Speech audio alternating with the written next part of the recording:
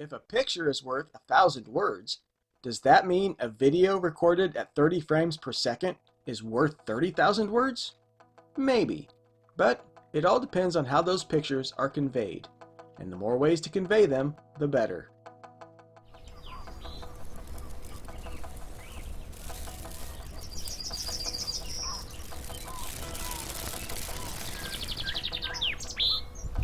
I know what you're thinking. Cliff Dweller, you use a GoPro, you use a camcorder with a great zoom, you even use your phone sometimes to make our videos on YouTube. What in the world do you need a drone for? Well, you don't. It's an absolute luxury item. I'm always looking for new ways to get new angles and add new dimensions to my adventures, so perhaps this is it. As an outdoor enthusiast and YouTube creator, I've been interested in photography drones for several years. It all started in 2014 when I ran across an aerial video shot from above Cloud Splitter in Kentucky's Red River Gorge. It was amazing, capturing the beauty of the gorge in ways that I could never hope to from the ground with my GoPro. But the form factor of these drones, or quadcopters, was just a little too big to pack up in my backpack for the weekend. In fact, most required a large carry case bigger than my 65-liter backpack. But all that changed in 2018 as the technology has finally reached a point that most of the features in these large drones can now be fit onto a much smaller quad, making them easily packable with a go-anywhere attitude. There are many tiny quads on the market, mostly made for selfies and close-range flying. But I wanted something that could pack up small, yet still get big air and distance.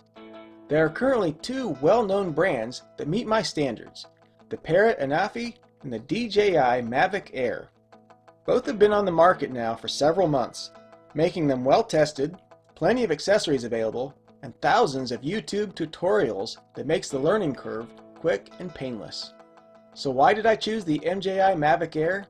Mostly, I watched a lot of video reviews from actual owners. The Parrot Anafi has better specs on their camera, and would be a worthy quad for any hobbyist. But there's a few things on the Mavic Air that put it over the top for me, including 6 obstacle avoidance sensors to avoid collisions, much like the eyesight technology on my Subaru. It also has a 3-axis gimbal for better video stability, while the Parrot only has 2. The Mavic Air also has a sport mode that can fly approximately 40 miles per hour, making it quicker to get to that location you want to get your shots from. Anafi's top speed is around 30 miles per hour. Battery life is similar, with about 21 minutes of flight time for the Mavic Air, but 24 for the Anafi. The Anafi is lighter than the Mavic Air by about 55 grams, but that isn't necessarily a good thing, as the added weight on the Mavic Air means more stability in windy conditions. But it's also the reason the Mavic loses about 3 minutes of flight time compared to the Anafi. None of these things are deal breakers for me for either drone, but these next few things were. First, connectivity. Nobody wants to lose connection while flying their quad, and while all drones experience it from time to time, the video comparisons I watched all had more issues with the Anafi losing connection than they did with the Mavic Air. Second, packability. While both quads are similar in size unfolded, the Mavic Air folds down a bit smaller than the Parrot Anafi does.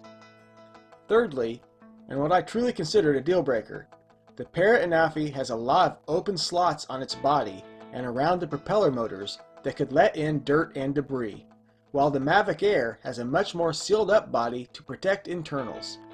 I tend to hike in places with lots of sand and dirt, and having that extra layer of protection for the internals is very important.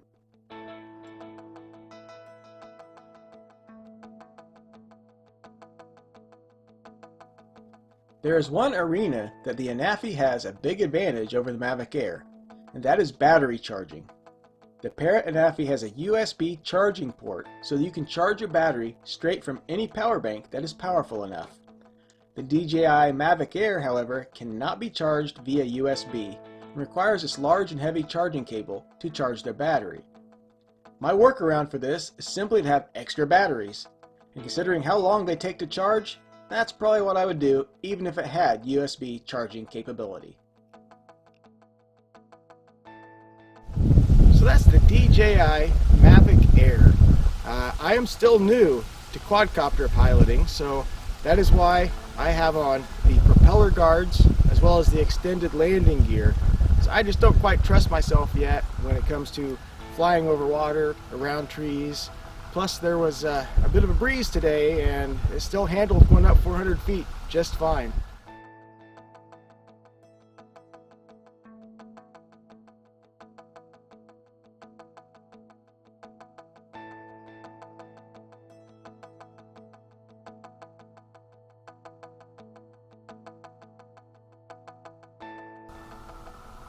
I won't go over all the features of the Mavic Air here, as there are tons of such videos readily available on YouTube already. I'll post some links in the description. As long as it works for you, any of these options is a cool option to have.